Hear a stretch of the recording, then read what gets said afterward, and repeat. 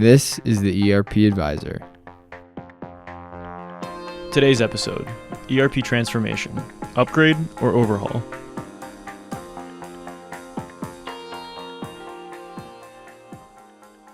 Hello, everyone. Thank you so much for joining us for today's webinar, ERP Transformation, Upgrade or Overhaul.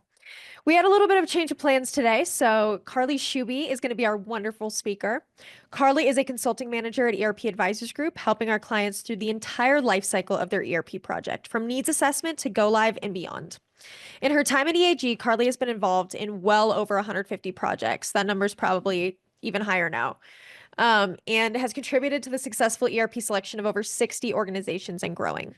Her expertise extends across many industries and products.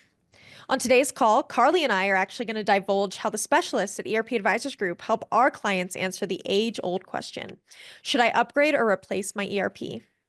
Welcome, Carly. Thank you so much for joining us.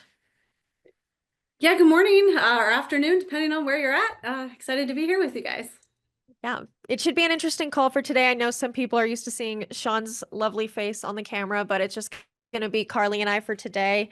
And I think this is going to be a really good topic. I think there's lots of things happening in the market right now in terms of end of support, some forced upgrades, some different things going on that I'm excited to talk to you about today, Carly. Yeah, me too. Lots going on for sure. Wonderful. But to kick us off for the sake of this call, can you please explain the difference between an ERP upgrade and what we would define as an overhaul? Yeah, so an upgrade is where you have kind of your system that you've been using for a while, and the software vendor is offering just a new version of that. Where it's kind of that latest version that they're moving people to, or kind of giving you the updates for. Then an overhaul is a whole new system that you're going to be using today, in today's market. Like, so you have what you used to do or beyond versus what you're going towards. Yeah, definitely. And I think kind of moving into the next question, it might be a quicker call today just because this topic is pretty straightforward. But if there's an option to upgrade, the way that you were just talking about, if I can just flip a switch, which isn't the case, which we'll talk about later, why on earth would anyone consider a complicated overhaul? For a lot of reasons. One is, and I think this is it's going to be helpful, and I know we kind of have it on the agenda to talk about a little bit later, but there's an update, an upgrade, and an overhaul. And I think those differences in those words mean something, and I think that will say a lot. So there's an update, which are just your normal updates, which we'll get into later. Hey, I need this new security patch, or we came out with a new function or something like that. That. But an upgrade is from version 1 to version 2. Sometimes these vendors will come out with a new name for that, and then that's an upgrade. And then there is a complete overhaul. And so why would you do that? Well, one is because the upgrade is never as simple as anyone makes it seem out to be. There's always complications, and there's always going to be a lot of work for you guys that you need to do, a lot of process definement, etc. And this, typically if you're on the product, you've been on it for several years, if not many more. And this is a really good opportunity for you as an organization to look at everything and say, okay, good, let's make sure there's not something else out there. So you really want to see what that's like. The vendors also, a lot of times with these updates, Microsoft is a really good example because they have a couple legacy products that they're sunsetting, GP or Great Plains and SL. And their upgrade is to Business Central. Those are very different apps. It's not just an upgrade, and it's not just kind of a lift and shift. It's actually a whole new implementation. So no matter how easy it might seem, it's really not. And it's probably not the same product. So when you're going through and you're going like, gosh, like, should I just do this? It seems easy. My partner's telling me, yeah, sure, go for it. Well, maybe slow down, take a minute and say, okay, let's see what else there is in the market and do our diligence, because you don't want to do it again. You were probably on this last product for 10, 15, 20 plus years. Like, you think that's probable that you could be doing that again. So let's do your diligence, make sure there's not something better out there and that you know exactly, and also so you know exactly what the new product is says they're doing, actually does do what they're doing, say they're doing. And I think Sean's the king of examples. So without him here, I'm gonna have to try and come up with some other fun metaphors that people can relate to. But just because there's an upgrade path from the vendor doesn't mean that that's right for you, right? Your business is Yeah. probably, we've been talking a lot about this year, just in general, that your business is probably vastly different than it was 10, 20, 30 years ago when you implemented your system. And we do have clients and people that come to us that implemented their system 30 years ago. And it's kind of crazy to think about. But just because something is shiny and new doesn't mean that that's what you need to be doing. Like if I have a minivan because I have my kids and I want to upgrade to a nicer SUV, I'm not going to go buy a Lamborghini just because it's nicer. That doesn't fit my needs. My kids aren't going to fit in the car. So you have to be considering all of your options. And back to the core of that question, Carly, like you were talking about, I think so many people just kind of want to get it done. And if you've never encountered an ERP implementation, you rely on the experts. You rely on your implementation partner who's telling you, hey, this is what the vendor's recommending. This is what we would recommend for you. Let's just do it. And if you don't have that experience, it's very difficult to sit back and say, yeah, but something's not sitting right with me. And people bet their jobs on these projects, like truly. Yeah. And so it's difficult to be that one person who stands up. It would be difficult for me to go to Sean and be like, actually, I don't think our system's working for us anymore. Let's go do something completely different. But there's so much available on the market, and the mid-market for ERP is vastly different than it was even just a couple years ago. I mean, we see that with the acquisition of Acumatica, that things, your needs are probably going to be met very, very well in a different solution. So maybe attempt that overhaul so that you can get what you want now and you're not doing this all over again in 5 years, right? That's the idea, is you probably are doing this once, twice, if you're the lucky or unlucky folk, 3 times in your career. But you want to just make sure that what you're looking at and what you're doing is going to be the best step forward. And it's so funny you said the minivan, because that was the exact analogy or example I was going to use. And that is maybe a little bit different. And that was, hey, I have kids, so I got a minivan because 15, 20, 30 years ago, right? Like minivans were the trend. At least that's in my mind. Maybe it was SUVs at that time, but you have a minivan and you're like, great, this is great for kids and it's wonderful. But now your kids are all grown and they're in college and they have their own cars. And now it's time for you to get a new car. So you're like, cool, I could just upgrade to the new version of my minivan. Actually, wait a minute, I don't need all of that space. So let me actually upgrade and get what I need now in this present moment. And that is actually, hey, I live in Colorado, so it snows, so I still need four-wheel drive, but maybe I can get that smaller, zippy SUV from that perspective, and you don't need the 3 rows and the extra space and blah, blah, blah, blah. So that's really a good example of why you should really look at what's in the market, because you're going to do the work anyway. Go see what's out there. And I think we're dancing around what the next question is going to lead to, which I think alludes to customizations and configuring the system and how traditional systems were built that can kind of affect your path forward. And really the next question, all that being said, Carly, how straightforward is an upgrade that isn't an overhaul? Like everyone wants to say, oh, it's easy. Like I said earlier, flip a switch, but really, what's the truth behind that? Um, it's not easy. It's pretty complex. It's pretty hard. If you're coming off of these older legacy apps, a lot of especially if you've used them for years and years, you have put in a lot of time, right? 15 years of worth of personalization, customization to the app to work for you and what you want right then and there. And that was great for that moment, exactly what you needed. But now you're in a new system, and now you're in a new world, I should say, because the app market has changed drastically, like you said.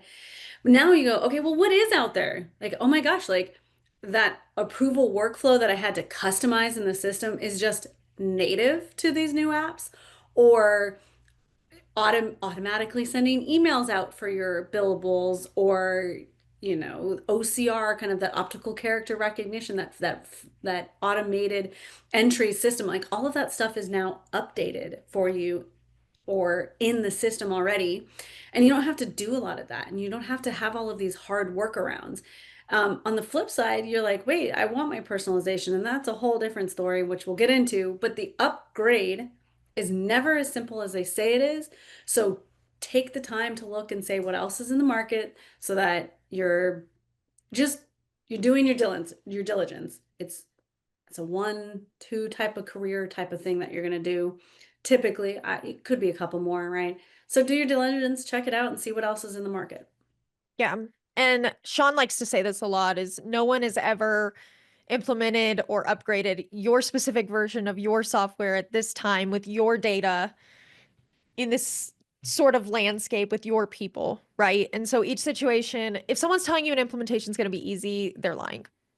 And they might not mean to, like, especially if they're earlier on in their career, they don't know what your system is. Easy usually means cookie cutter, and very, very few implementations are actually cookie cutter. They have plans, but they never go exactly the way that we want them to, right?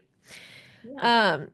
Plus, there's some nuances. And I think we'll talk about this a little bit later, but just to touch on thinking about when I say upgrade and you say update, there is a slight difference between the two. And as somebody who reads a lot about legacy products, you might have an example like GP, which you brought up, that the path forward is BC, which is a newer version of Nav, or at least the platform that they upgraded, offers very different things. That jump is from an on-premise solution to a cloud solution.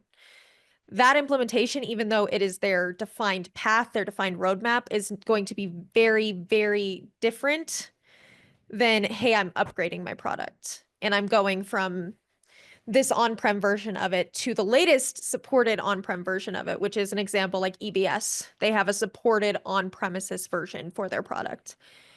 And so I think lots of people get stuck in, okay, well, there's a supported version. So why do I need to actually explore the market? Why do I need to upgrade right now? And it's not, like you said, it's not a one for one. People aren't, not going to get the exact thing that you want out of the system. But why, I guess it comes back to, why would I want to go through some costly upgrade to the newest on-prem version where my customizations are going to break? I'm going to have to test things. I'm going to have to redo things. I'm going to have to retrain my users, because you probably will on some of the things you're going to change. Why do that instead of just going straight to the cloud? Well, 95% of clients that I've interacted with, maybe more, don't go on-prem to on-prem. And most software at this point isn't it, it's becoming harder and harder to find on-premise applications. Um, so I don't see a lot of updates. Let me rephrase, upgrades from on-prem to on-prem. What you see are updates, and that's where they're pushing out kind of security patches, Yeah. for new security things that are popping up. And a lot of these, even for example, you were saying GP to Nav or to BC. Actually, GP has a cloud-based version, and a lot of people have upgraded to that. And so again, it might seem that's an upgrade, by the way, on-prem to cloud. That was a while ago. Ask yourself, ask your vendor, how long is this new upgrade really going to be around? You don't want to spend 50,000, 200,000 upgrading, when for almost that same amount you could probably get a new system for it to then turn around and not be supported in 2 years. So again, these are just things to look at. They're factors to keep in mind. But even if you're going from on-prem if you're on-prem and you're getting an update, sure, let's do that. Those are not onerous responsibilities or work. It's really about just making sure you have the latest fixes. That being said, on-prem solutions don't usually require their customers to keep up to date. So now you're 4, 5, 6, 7 updates behind, and the path to get up to date would be quite a lot of work. Well, then I would say to you, look at what that work really entails and then decide, hey, well, maybe I really do just overhaul at that point. And then the idea also behind that is going upgrade. So that would be from, say, version 11 to version 12 of the old system, kind of that system that you're currently using. It doesn't make sense to do that version update.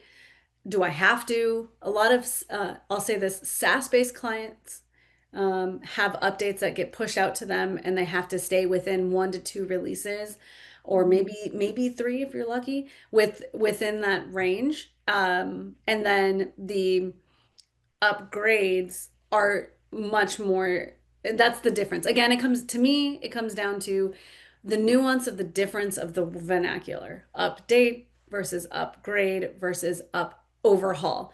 If it's an update, probably just go for it. But if you're really looking to upgrade to a new version because GP is being sunsetted and they're telling me that, Microsoft says that the natural path is to Business Central.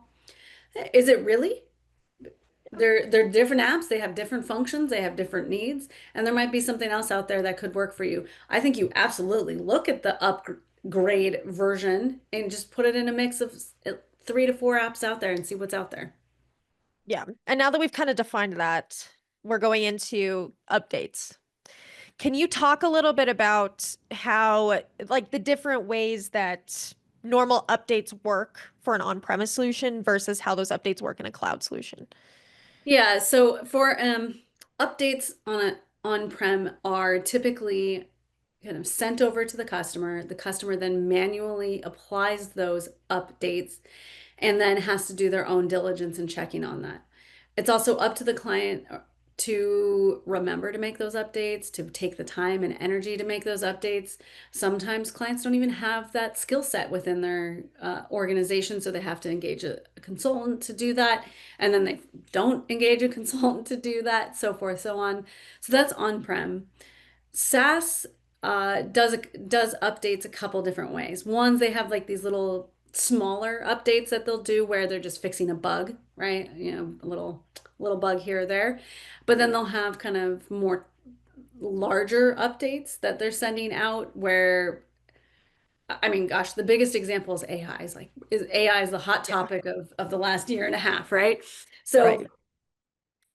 they're like, wow, we have all of this amazing like AI companion in the system, and we're gonna like push all of that functionality out to you in your next kind of major release or update schedule. And how they do that is they depends on the vendor that it is, but it'll typically, that update gets sent to some sandbox or test environment of your own instance. So they'll copy over your instance, and then you have a certain number of days to go into that sandbox and test kind of some of your major functions and make sure that no personalizations or customizations if you have them, hopefully not too many, and make sure that those are actually updated properly and that there's nothing is broken, and or if you even want it.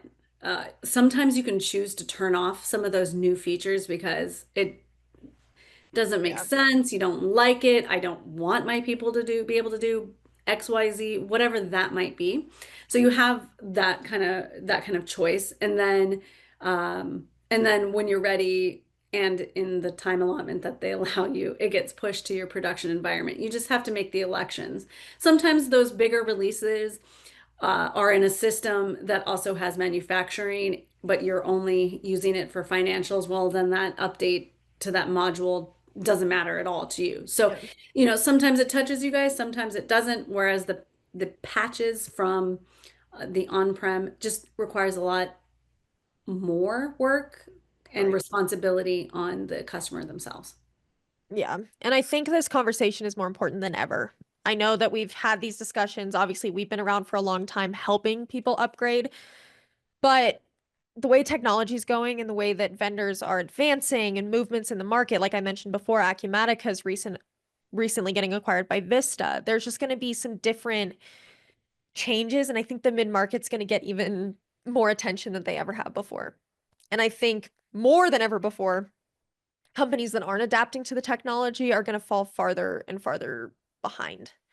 And so that's really the importance of today's call is I think so many companies for so many years were stuck between that upgrade versus just completely overhaul the system. They were stuck in that place and roadmaps were being defined, but tons of systems are also coming to end of life. And I think more than ever before, like vendors are putting hard deadlines on, we're going to support this until then, and then we're done.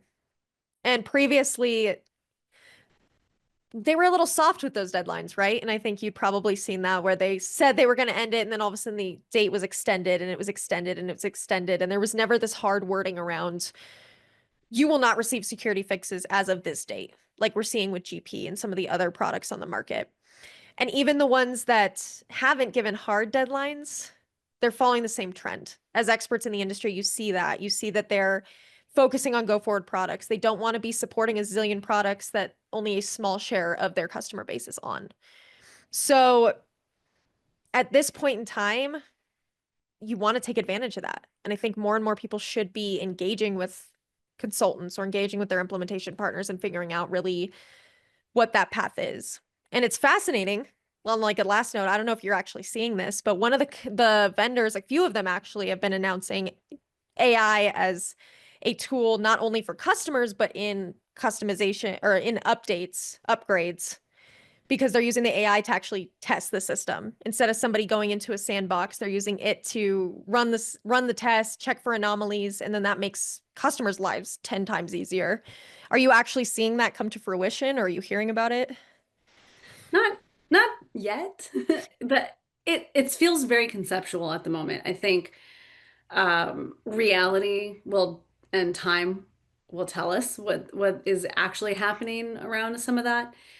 I think it's possible, but I'm a little bit of a skeptic. I'm a little bit of an old school way, and I'm like, show me. I Yeah. believe you, but show me.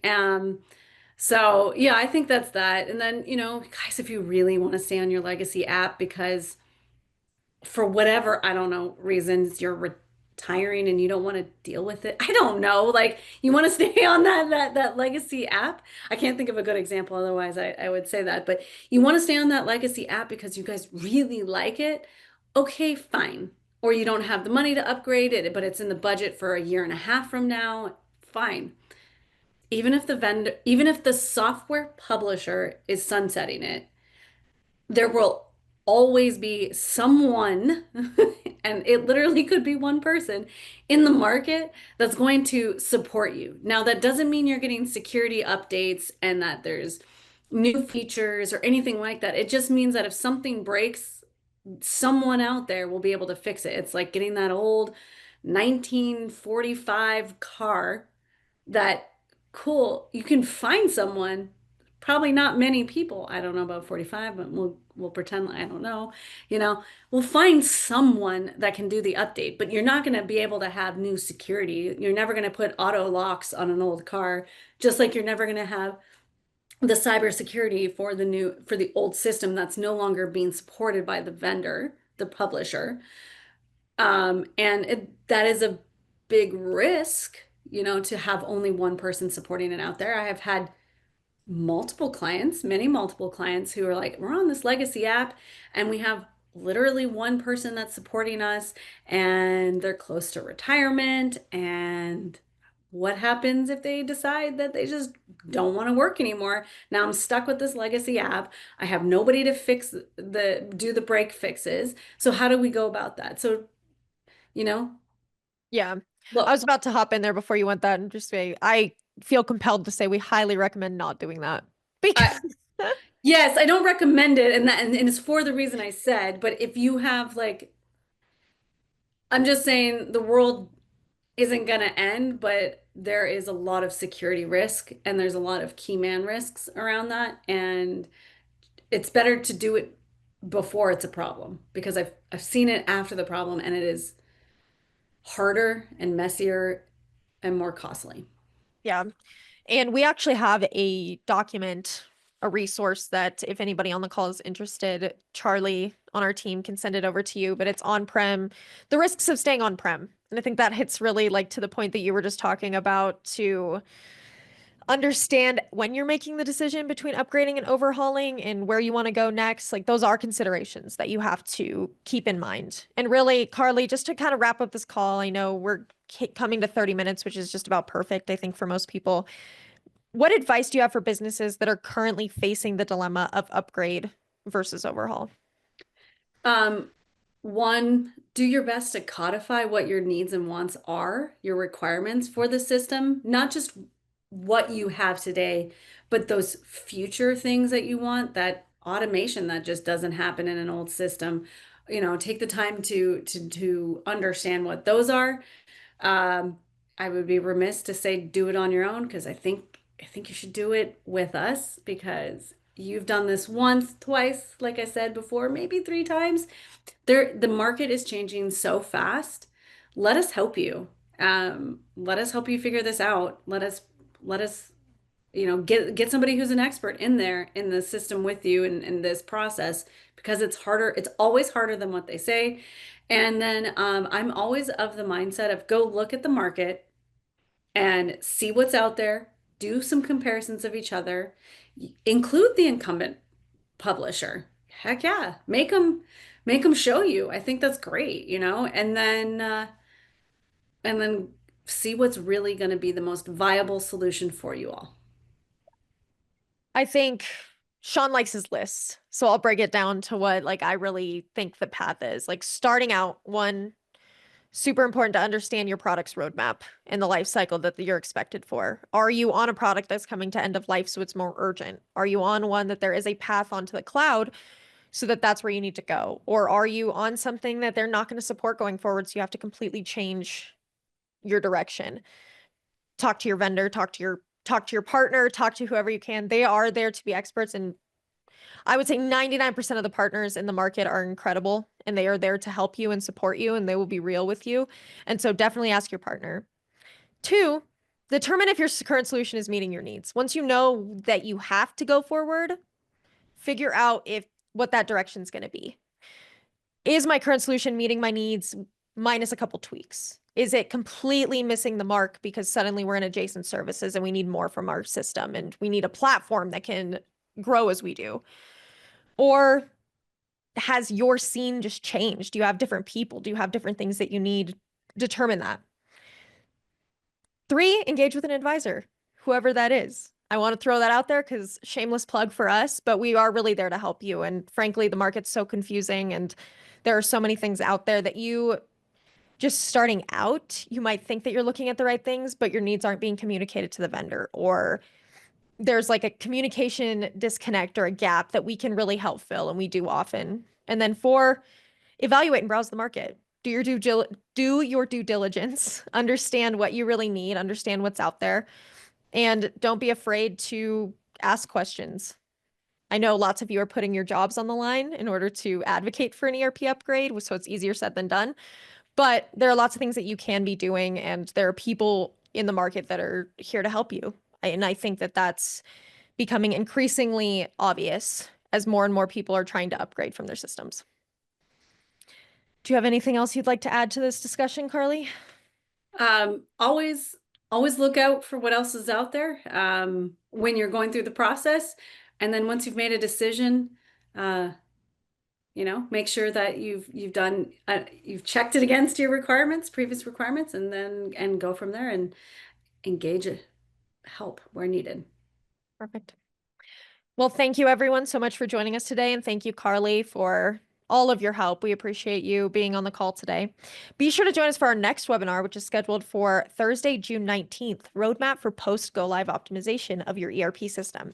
We'll advise businesses on developing a roadmap for post-Go Live optimization to get the most from your ERP. This event will be for a free CPE credit, so we highly recommend that you don't miss out. Please go to our website, erpadvisorsgroup.com, for more details, learning objectives, and to register. ERP Advisors Group is one of the country's top independent enterprise software advisory firms. ERP Advisors Group advises mid to large-sized businesses on selecting and implementing a wide variety of business applications from enterprise resource planning, customer relationship management, human capital management, business intelligence, and other enterprise applications, which equate to millions of dollars in software deals each year across many industries. This has been the ERP Advisor. Thank you again for joining us. Thank you.